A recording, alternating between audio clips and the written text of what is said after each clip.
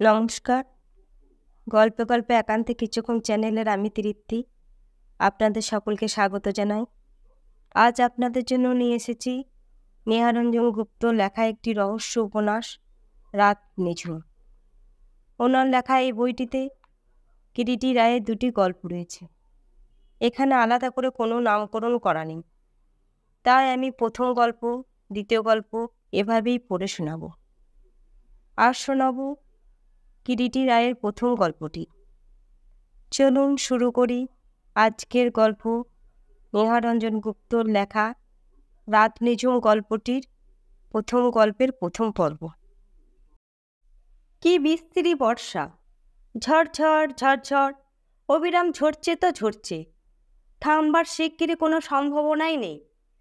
তাই আজ কয়দিন থেকে কিরিটির মনটাও ওই বর্ষার মেঘলা আকাশটার মতোই যেন ভার ভার হয়ে আছে। হাতে কোনো কাজকর্মও নেই, বিশ্রী একঘেয়ে। কারো এ ধরনের অবসর ভালো লাগে নাকি? সারাটা দিন ধরে একটা রহস্য উপন্যাস পড়েছে কিরিটি।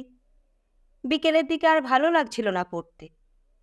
বইটা মুড়ে হাতের মধ্যে নিয়ে বসবার ঘরে একটা সোফার উপর খোলা জানলা পথে বাইরে মেঘাচ্ছন্ন বৃষ্টি ঝরা আকাশটার দিকে ক্লান্ত দৃষ্টিতে চেয়ে বসেছিল। এমন সময় টেলিফোনে বেল বেজে উঠল, ক্রিং ক্রিং। অনিচ্ছার সঙ্গে হাত বাড়িয়ে ফোনে রিসিভারটা তুলে নিল।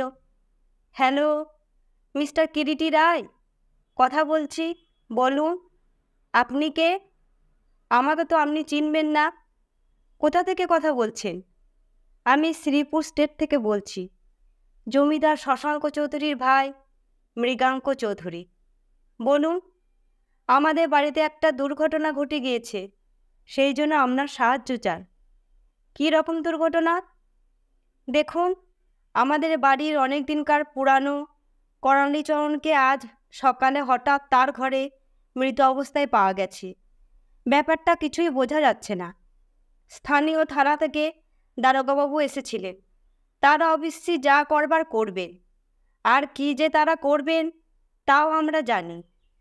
করালিচরণ এ বাড়ির বহুদিনকার পুরানো লোক, বলতে গেলে সে এ বাড়িরই একজন হয়ে গিয়েছিল।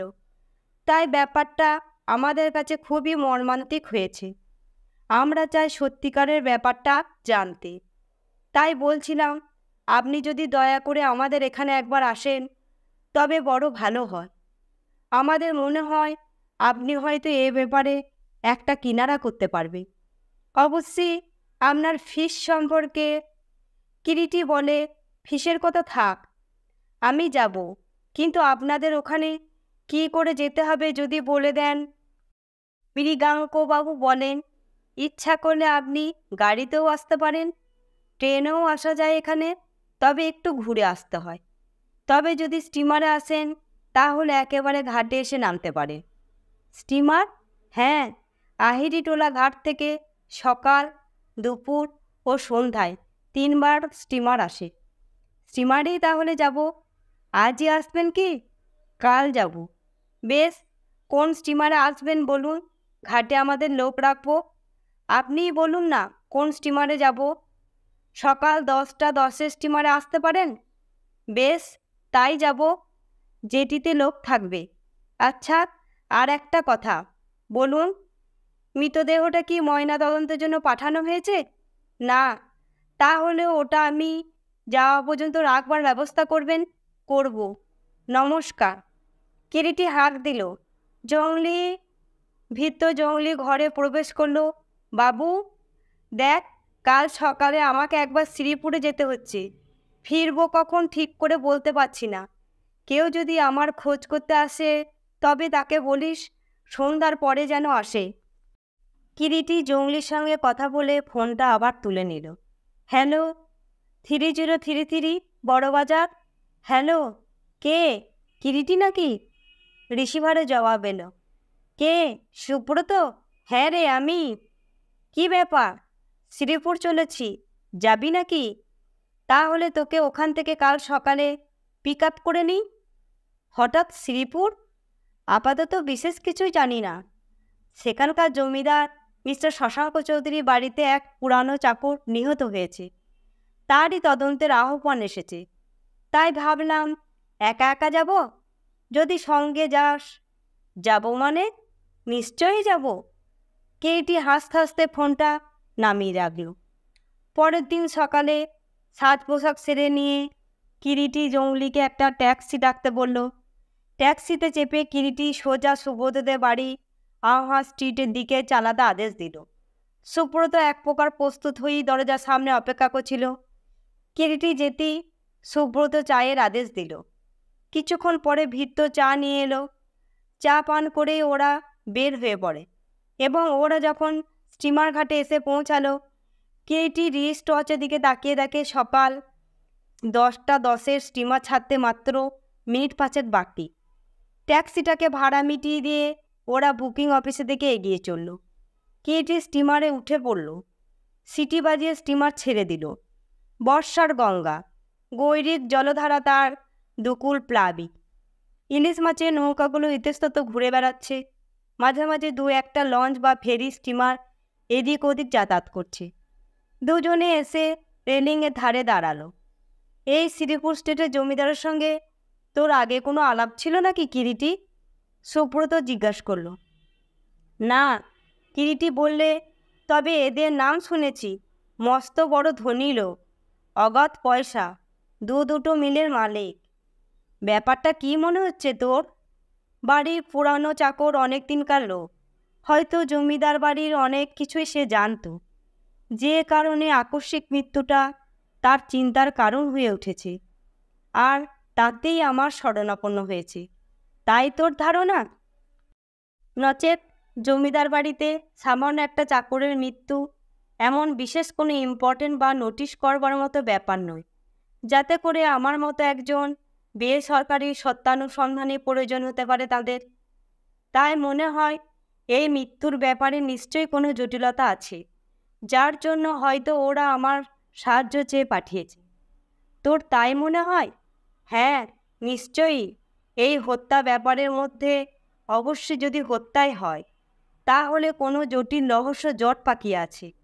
কিন্তু বুঝতে পারছি তুই কি বলতে চাস সুব্রত। জমিদার বাড়ি, প্রচুর অর্থ, অনেক লোকজন, আত্মীয় স্বজন, কে কোন মতলব মনে মনে পোষণ করছে কে জানে, কার ইন্টারেস্ট স্বার্থ কিসে কে বলতে পারে। কাজেই ওখানে কেউ যদি ওই হত্যার ব্যাপারটা মীমাংসার জন্য আগ্রহান্বিত হয়েই থাকে, তাহলে আশ্চর্যের কিছুই নেই। বলতে বলতে কিরিটি মৃদু হাসে। সত্যি? সুব্রত বলে। এত তলেও তুই সব ব্যাপার ভাবতে পারিস কিরিটি? জলের তলে ডুব না দিলে কি রত্ন মেলে রে? তাছাড়া ডুব দিয়ে খুঁজে খুঁজে রত্ন তোলারও একটা বিচিত্র উত্তেজনা আছে বই কি। তাই এই রহস্য ভেদ করার ব্যাপারটার মধ্যে ঠিক তেমনি একটা বিচিত্র উত্তেজনা ও আনন্দের আস্বাদ আমি পাই। কিন্তু আমি আশ্চর্য হই। আশ্চর্য হোস কেন? তোর এই যুক্তি, বিশ্বাস ও বুদ্ধি দিয়ে তোকে কঠিন হতে কঠিন রহস্য উদ্ঘাটন করতে যখন দেখি। কিরিটি প্রত্যুত্তরে মৃদু হেসে বলে, মানুষেরই রচিত রহস্য, তা মানুষ ভেদ করবে, এতে তো আশ্চর্যের কিছু নেই সুব্রত। একটা জিনিস ভুলিস কেন, মানুষ তো, সে তার সহজাত দুর্বলতা বাদ দেবে কি করে? তা হয় না। মানুষ মানুষের কাছে চিরদিনই হার মানতে বাধ্য হয়েছে। মানুষই জটিল প্রবলেম তৈরি করে, আবার মানুষই তা সলভ করে। এই দুনিয়ার নিয়ম। বলতে বলতে কিরিটি তার চশমাটা চোখ থেকে খুলে রুমালের মধ্যে ঘষতে লাগলো। 1-2 ঘন্টার মধ্যেই ঘাটে স্টিমার লাগে। জমিদার বাড়ির গাড়ি ওদের জন্য অপেক্ষা করছিল। বেলা খুব বেশি হলে সবে 12:30। তারই মধ্যে মেঘের আড়াল থেকে হঠাৎ সূর্যের ঝলকানি জেগেছে। স্টিমার ঘাট থেকে জমিদার বাড়ি প্রায় 4 পথ হবে। গঙ্গার কোল ঘেঁষে জমিদারের প্রকাণ্ড চকমিলান বাড়ি। ওদের স্টিমার স্টেশনে রিসিভ করতে এসেছিল স্টেটের প্রাইভেট সেক্রেটারি অশোক সেন। ছেলেটির বয়স অল্প, বছর 23-24 হবে। হালে বিয়ে পাশ করে স্টেটের চাকুরি নিয়েছে। আলাপ পরিচয়ের পর এক সময় কিরিটি জিজ্ঞাসা করল, পোস্টমর্টমে কোনো ব্যবস্থা হয়েছে, জানেন কিছু? আগে যতদূর শুনেছি, মৃগাঙ্কবাবু থানা অফিসারকে আপনার কথা বলায় লাশ এখনও ময়নাতদন্তে পাঠানো হয়নি। জমিদার বাড়িরই মালির ঘরে পাশের ঘরে পুলিশ প্রহরায় রয়েছে। আপনার দেখা হয়ে গেলে লাশ ময়নাতদন্তে যাবে। কিরিটি অনুরোধ করায় গতকাল মৃগাঙ্ক চৌধুরী ওই ব্যবস্থাই করেছিল। বিরাট চকমিলান জমিদার বাড়ি, প্রাসাদ বললেও বুঝি অত্যুক্তি হয় না। গেটে প্রহরারত বন্দুকধারী শিখ দারোয়ান গেট দিয়ে গাড়ি ঢুকে গাড়ি বারান্দার সামনে এসে দাঁড়ালো। অশোকই ওদের সাদর অভ্যর্থনা করে বাহিরের ঘরে নিয়ে গেল। মৃগাঙ্ক বৈঠকখানাতেই অপেক্ষা করছিল। অদূরে একটা চেয়ারে বসে পুলিশের দারোগা। মাঝে মাঝে তারা কী সব কথাবার্তা বলছে। কিরিটি আর সুব্রত এসে ঘরে প্রবেশ করতেই মৃগাঙ্কবাবু ও দারোগাবাবু উঠে দাঁড়ালেন। অশোকই পরিচয়টা করিয়ে দিল। ইনি আমাদের ছোটবাবু মৃগাঙ্কমোহন চৌধুরী, আর ইনি হচ্ছেন মিস্টার কিরিটি রায়। মৃগাঙ্কমোহন হাত তুলে নমস্কার করলে। কিরিটি লক্ষ্য করলে মৃগাঙ্কমোহনের ডান হাতের বুড়ো আঙুলের পরের আঙুলটি নেই, একেবারে গোড়া থেকে কাটা। দু আঙুলের ফাঁকে একটি জ্বলন্ত সিগারেট। আঙুল দুটোর মাথায় নিকোটিনের হলদে ছাপ গাঢ় হয়ে উঠেছে। চোখে একজোড়া কালো গগলস। গগলসের কালো কাচের আড়াল থেকেও দুজোড়া চোখের তীক্ষ্ণ দৃষ্টি যেন গায়ে এসে বেঁধে। উঁচু লম্বা গরম, দেখলে বেশ বলিষ্ঠ বলেই মনে হয়। আপনি কাল সন্ধ্যায় আমায় রিং করেছিলেন? মৃগাঙ্কমোহনের মুখের দিকে তাকিয়ে কিরিটি জিজ্ঞাসা করল। হ্যাঁ, মৃগাঙ্ক জবাব দেয়। তারপর করালিচরণের মৃত্যুর ব্যাপারটা আদ্যপান্ত শোনে মৃগাঙ্কমোহনেরই মুখ থেকে কিরিটি। গতকাল প্রত্যুষে করালিচরণের মৃতদেহ ভৃত্যদের মহলে তার ঘরে আবিষ্কৃত হয়। অনেক দিনকার পুরানো চাকর করালি। এ বাড়িতে তার যে একটা কেবল আধিপত্য ছিল তা নয়, সবাই সমীহ করেও চলত তাকে বেশ। ভৃত্যদের মহলে একটা আলাদা ঘরে সে থাকত। দারোগা সাহেবের ধারণা ব্যাপারটা হত্যা, কিন্তু মৃগাঙ্কমোহনের ধারণা অন্যরূপ। তার ধারণা আত্মহত্যা। কিরিটি প্রশ্ন করে, কেন হলো আপনার এ ধারণা মৃগাঙ্কবাবু? আজকের মতো এখানেই শেষ হলো নিহারঞ্জন গুপ্তর লেখা রাত নিঝুম উপন্যাসের প্রথম গল্পের প্রথম পর্ব। গল্পটি ভালো লাগলে লাইক, শেয়ার ও কমেন্ট করবেন, আর সাবস্ক্রাইব করে আমার পাশে থাকবে। আপনাদের সকলকে ধন্যবাদ।